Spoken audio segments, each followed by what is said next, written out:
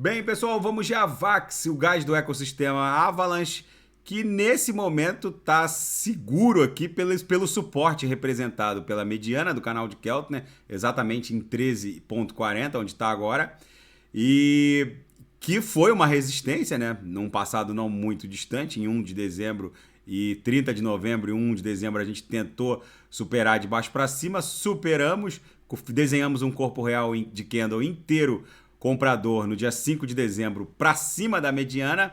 E agora a própria mediana, que nesse momento se confunde com a base na projeção, está servindo como suporte.